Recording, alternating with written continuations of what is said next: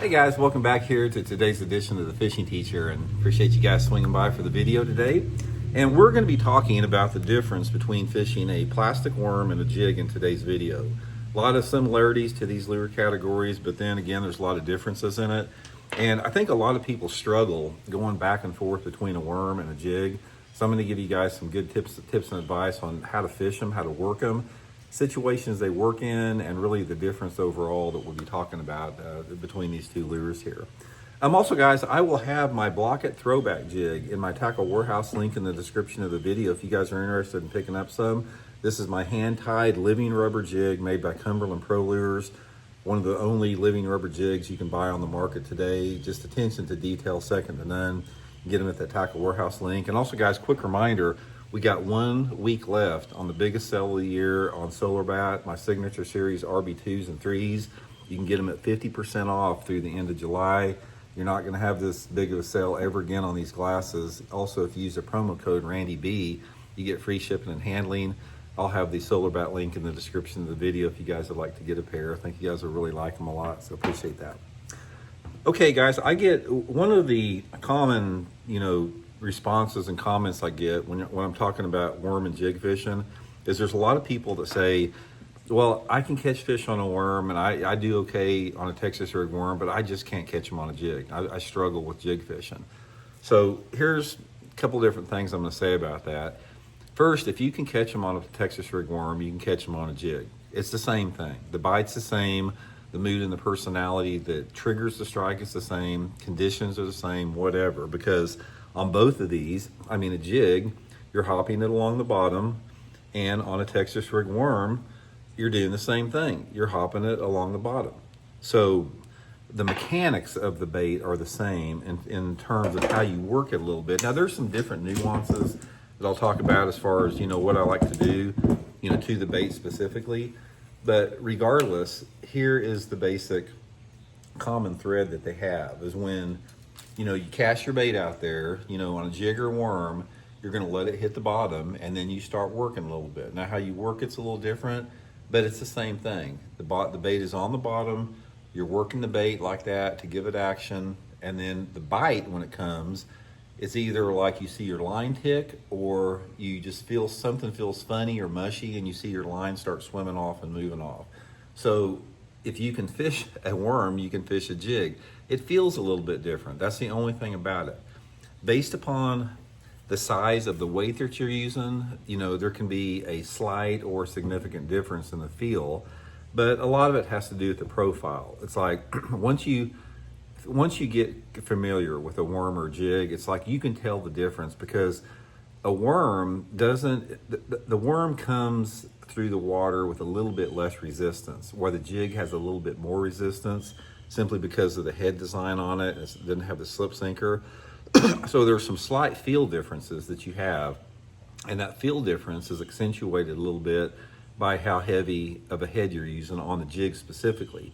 If you're fishing like one of my 5/8 ounce jigs or a heavier jig, you can tell something's different than fishing a Texas rig on a 1/4 ounce sink or something. There's a noticeable difference on how that bait feels, but if you go to the lighter head like the 3/8 ounce, not quite as much.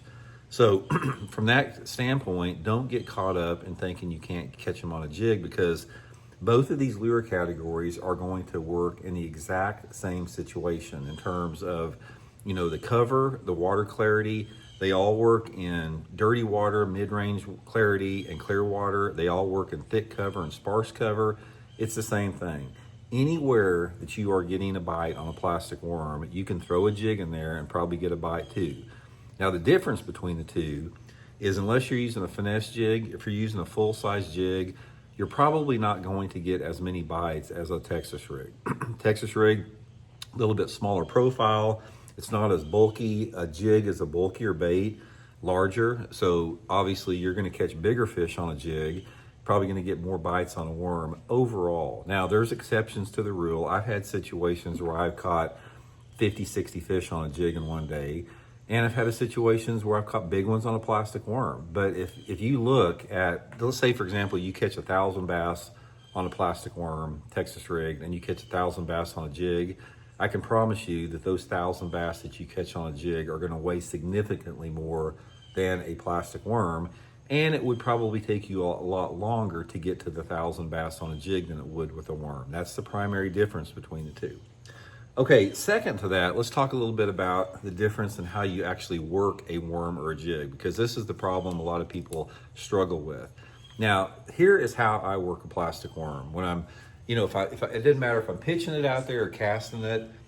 If I'm pitching it like on a point or around a boat dock or around a laydown tree or even in a laydown tree, I'll cast that worm out there, I'll let it hit the bottom, and I'll shake it and pull it at the same time. I'm not shaking it like in one spot like I do a shaky head. I'm actually shaking it and I'm pulling it. Maybe look at my rod tip right there, what it's doing. It's coming up a little bit. And once I shake it and move it up about a foot, then I drag it a little bit like that along the bottom. I want that worm to just drag along the bottom a couple feet. And I'll take the slack up, put my rod tip down, take up the slack. Same thing like that. Shake it up and move it like that, drag it. That's how I work a worm. That's what gets me a lot of bites on a worm. Now, jig, I don't do the same thing. On a jig, when I pitch it in there or cast it out there and that jig hits the water, I'm apt to want to try to create more of a reaction strike from a jig than I do a worm because it's bigger. So when that jig lays out there and it hits the bottom, I'm gonna hop it like that one time. Take the slack up, let it fall back down. I'm gonna hop it again like that. Take this slack out, and I may shake it a little bit, but then I'll pop it like that. So instead of like the worm, it's dragging along the bottom just like that. When I pull it like that, I'm wanting this jig to be on the bottom and dart up like that, hop down a little bit, almost like a crawdad. I love, and I still do, I get a kick out of catching crawdads in the creek. And if you've ever watched a crawdad, they can haul ass. It's like they can really move fast. And a lot of times when you pull up a rock or something, the crawdad will hop up off the bottom, a couple feet off the bottom, and start scurrying away. So that quick pop action with a jig is going to help you get a lot more jig strikes with that. That's the biggest difference, guys. If you're struggling to catch fish on a jig versus a plastic worm, try working it a little bit more of a hard snap or a hard pop. Try to get that bait to come up 6 inches, maybe a foot or foot and a half off the bottom. Definitely will help out. But don't give up on it. A jig will catch you some good fish. It catch you some quality fish. And if you're a good worm fisherman, if you got confidence in a worm, I can assure you guys it's not that big of a stretch for you to get confidence in the jig and catch a lot of fish on a jig as well. So hope it helps out, guys. We'll talk later.